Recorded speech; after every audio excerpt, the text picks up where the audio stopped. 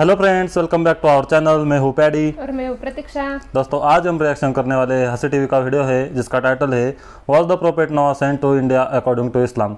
मतलब जो प्रोफेट नोह है उसको उनको इंडिया में सेंड किया था, यही आज का वीडियो है। और इसमें बताया कि जो इंडिया की मतलब जो हिंदुस्तान की सरजमी है, पहले वहाँ पे जो प्रोफेट नोह है वो गए थे। तो ये वीडियो देखने वाले हैं। और हंसी टीवी के बहुत सारे अच्छे अच्छे वीडियो है, तो उनके बहुत सारे कमेंट्स आ रहे थे कि हंसी टीवी के वीडियो पे रिएक्शन कीजिए, तो हम एक एक करके रिएक्शन करेंगे। तो दोस्तों, ये वीडियो देखने वाले हैं तो इनके ओरिजिनल चैनल को सब्सक्राइब कीजिए, उनकी लिंक डिस्क्रिप्शन बॉक्स में है। हमारी वीडियो अच्छी लगी तो हमें सब्सक्राइब कीजिए। तो चलो पहले वीडियो देखते ही। अस्सलामुअलैकुम दोस्तों, मेरा नाम है असीम शफकत और आप देख रहे हैं हंसी टीवी। कुरान करीम की सूरा राद के अंदर अल्लाह पाक ये वाज़ेह तौर पर फरमाते हैं कि हमने हर कौम के अंदर नबी और डर सुनाने वाला भेजा। फिर हदीस मुबारक से हमें पता चलता है कि पूरी दुनिया की हर एक कौम और हर एक जगह पर इंसानियत जहाँ पर आबाद थी 1,24,000 पैगम्बर भेजे गए, लेकिन नाम से जिक्र सिर्फ और सिर्फ 25 पैगम्बरों का है। क्योंकि अगर इन सब के नाम, जिंदगी और कौमों के हालात बयान होते तो ये कुरान करीम हिदायत और इबरत की किताब की बजाय तारीख की किताब ज़्यादा मालूम होती, इसीलिए इनका जिक्र करना ज़रूरी नहीं था। मगर आज हिंदू मज़हब के मानने वाले लोगों का यह दावा है कि इनका सनातन मज़हब यानी हिंदू मज़हब मुसलमानों की तारीख से भी हज़ारों साल पुराना है और ना ही हिंदुस्तान की सरजमीन पर कोई नबी भेजा गया। इनके पास भी कुरान करीम की तरह भगवान की तरफ से भेजी हुई किताबें वेदास की सूरत में मौजूद हैं, जिसमें किसी भी पैगंबर का कोई जिक्र नहीं। जबकि सूरा अल अंबिया आयत 107 के अंदर अल्लाह पाक फरमाते हैं कि हमने आपको तमाम जहानों के लिए यानी क़यामत तक के इंसानों के लिए हिदायत बनाकर भेजा, जिसका मतलब है कि इसमें हिंदुस्तान की सरजमीन भी शामिल है। तो फिर हिंदू मज़हब के मानने वाले इसका इनकार क्यों करते हैं? अगर इस सरजमीन पर कोई नबी वाकई नहीं भेजा गया तो फिर हज़रत मोहम्मद सल्लल्लाहु अलैहि वसल्लम का जिक्र इनकी किताबों के अंदर कैसे मौजूद है? नूह अलैहिस्सलाम और इनकी कश्ती का जिक्र कैसे बयान किया गया है? हज़रत ईसा अलैहिस्सलाम की वापसी का जिक्र कैसे बयान हुआ है? एक अल्लाह की इबादत का क्यों कहा गया है? अगर ये वाकई इस कौम के अंदर हिदायत के लिए आने वाले किसी नबी की तालीमात हैं जिन्हें वक्त के साथ बिगाड़ दिया गया, तो वो कौन से पैगंबर हैं? यानी सवाल ये है कि ये हिंदू किस नबी की उम्मत हैं? आइए इन सवालों का जवाब तारीख से तलाश करने की कोशिश करते हैं और ऐसे हकायक जानते हैं जो तमाम हिंदू पंडित, स्कॉलर्स और तारीखदान आज तक दुनिया से छुपाते हैं। हिंदू मज़हब के मानने वालों का यह दावा है कि यह दुनिया का सबसे कदीम तरीन मज़हब है, इतना कदीम कि जब इस्लाम या मुसलमान लफ्ज़ का वजूद तक मौजूद नहीं था। जो कि सही भी है, क्योंकि कुफ्र और शिर्क की इब्तिदा इसी दिन से हो गई थी जब हज़रत आदम अलैहिस्सलाम के बेटे काबील ने हाबील को कत्ल किया और इनसे अलग होकर कुफ्र और शिर्क के अंदर मुब्तला हो गया। हज़रत इब्राहीम अलैहिस्सलाम की कौम भी बुत परस्त थी। मूसा अलैहिस्सलाम की कौम ने भी एक वक्त पर सोने के बछड़े की इबादत शुरू कर दी। यहाँ तक कि नबी पाक सल्लल्लाहु अलैहि वसल्लम के ऐलान नबूवत से कबल काबा के अंदर 360 बुत मौजूद थे, जिन्हें फतह मक्का के वक्त सहाबा कराम ने तोड़ तोड़ कर टुकड़े टुकड़े कर दिया। जिससे ये मालूम होता है कि बुत परस्ती तो दुनिया के पहले इंसान हज़रत आदम अलैहिस्सलाम की एक नाफरमान औलाद के वक्त से आज तक मौजूद है, मगर इसका ताल्लुक किसी मजहब से नहीं बल्कि गुमराही से है जो कि शैतान इनसे करवाता रहा। मगर जहाँ तक हिंदुस्तान की सरजमीन का ताल्लुक है तो यहाँ पर इन लोगों की हिदायत के लिए यकीनन कई पैगंबर भेजे गए, जिनकी कुछ तालीमात तो आज भी सही हालत के अंदर मौजूद हैं, मगर ज़्यादातर को बिगाड़ कर इसी की वजह से बुत परस्ती और गुमराही शुरू हो चुकी है। क्योंकि इन किताबों में आज भी एक खुदा की इबादत का हुक्म दिया गया है। ये बताया गया है कि खुदा का कोई शरीक नहीं, वो एक है, इसकी कोई औलाद नहीं, मगर फिर भी इसकी कई मूर्तें बनाकर और इसके शरीक खुदा बनाकर इनकी पूजा होती है। और अब तक हिंदू मज़हब के अंदर छोटे बड़े तकरीबन कई मिलियन खुदा बनाए जा चुके हैं।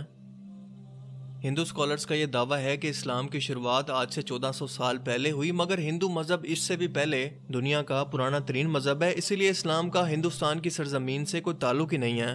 लेकिन ये कम अकल इस बात को नहीं जानते कि दुनिया का पहला पैगंबर ही हिंदुस्तान की सरजमीन पर उतारा गया था। जी हाँ, हज़रत आदम अलैहिस्सलाम को दुनिया में उस वक्त हिंदुस्तान की सरजमीन श्रीलंका की एक पहाड़ी पर उतारा गया था, जहाँ पर आज भी इनके कदम का निशान मौजूद है। यानी सरजमीन पर पहला ही कदम एक मुसलमान और पैगंबर ने रखा, जिसका मतलब कि इस्लाम की इब्तिदा अरब से नहीं बल्कि हिंदुस्तान से हुई। क्योंकि मुसलमान लफ्ज़ का मतलब है अपनी ख्वाहिशों को रब के हवाले कर देने वाला, इसका हुक्म मानने वाला इंसान। हैरत अंगेज तौर पर लफ्ज़ आदम भी संस्कृत ज़बान का लफ्ज़ है, जो कि हिंदुस्तान की सरजमीन की ज़बान है, ना कि अरब की ज़बान, जिसका संस्कृत में मतलब है कि पहला, शुरुआती या ओरिजिनल। इसीलिए आदमी का मतलब है आदम अलैहिस्सलाम की औलाद, जिन्हें कदीम संस्कृत की किताबों के अंदर संबुआ मनु कहकर पुकारा गया है और अगर हिंदू किसी तरह से इनके वजूद से इनकार करने की कोशिश करें तो ऐसा बिल्कुल नामुमकिन है, क्योंकि इनकी मुकद्दस किताब ऋग्वेद और भविष्य पुराण में आदम अलैहिस्सलाम की तख्लीक, फरिश्तों का इन्हें सजदा करना, आदम अलैहिस्सलाम से हजरत हवा की तख्लीक, शैतान का इन दोनों को बहकाकर जन्नत से निकालना और फिर जमीन पर उतारने का जिक्र वाज़ेह तौर पर मौजूद है। भविष्य पुराना चैप्टर 4 to 7 के अंदर ये तमाम वाक़या बयान है, बिल्कुल ऐसे ही जैसे कुरान पाक की सूरह अल बकरा में और इंजील मुक़द्दसा में भी।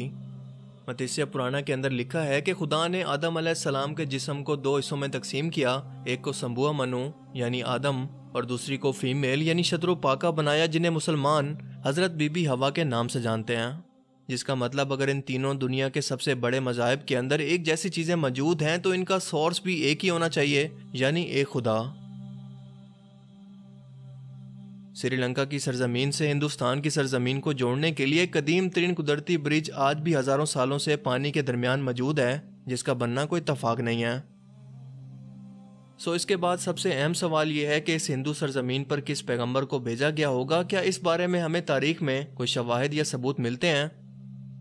सबसे पहली बात कि हिंदू नाम का कोई मजहब तारीख के अंदर कहीं पर मौजूद ही नहीं है, और ना ही हिंदू मजहबी किताबों में और ना ही कोई और आसमानी किताब मसलन तौरात, जबूर, अंजील के अंदर इसका कोई जिक्र मौजूद है। बल्कि दरियाए सिंध के पास रहने वाले, सिंधु नदी के करीब रहने वाले लोग अपने इलाके की निस्बत की वजह से नाम को बिगाड़ कर हिंदू कहलाए जाने लगे, जबकि असल में इनका ये मजहब संस्कृत की जबान के अंदर हिंदू नाम से नहीं बल्कि सनातन धर्म के नाम से तारीख में मौजूद है, जिसका अरबी में मतलब है मजहब पर कायम रहने वाला।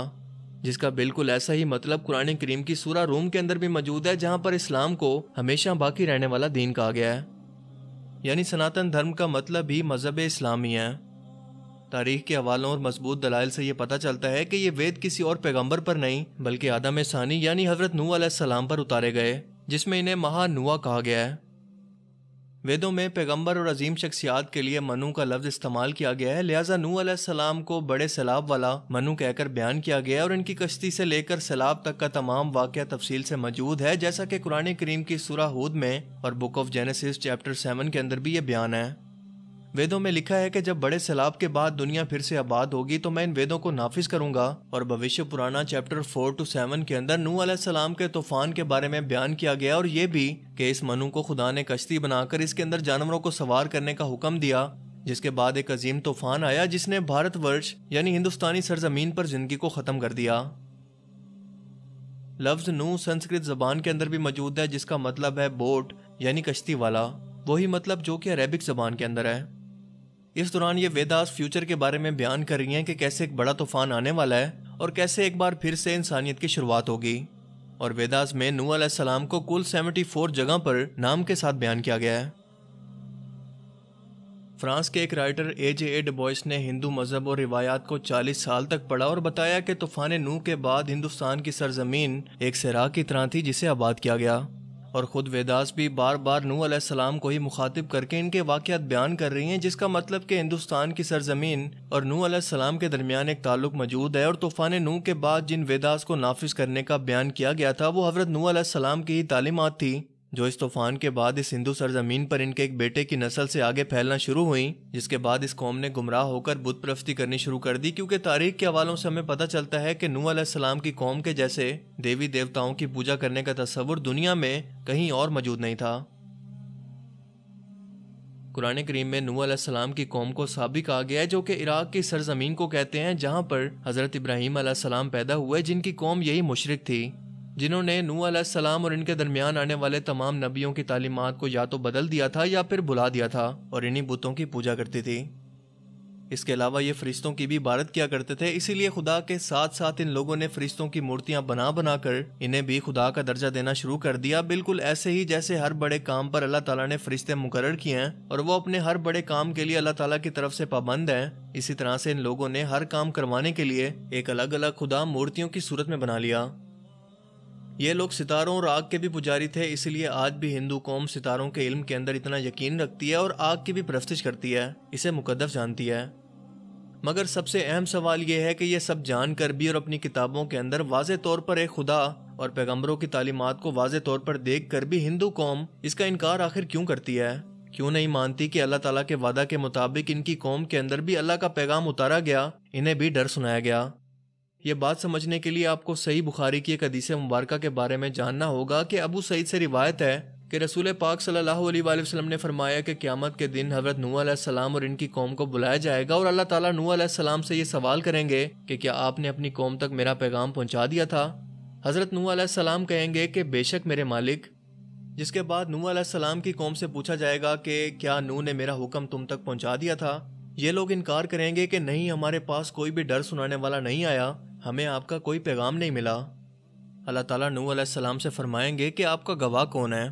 वो फरमाएंगे कि हज़रत मोहम्मद सल्लल्लाहु अलैहि वसल्लम और इनकी उम्मत। फिर तुम लोगों को पेश किया जाएगा और तुम लोग गवाही देना कि नूह अलैहिस्सलाम ने अपना पैगाम या अल्लाह का हुक्म पहुंचा दिया था।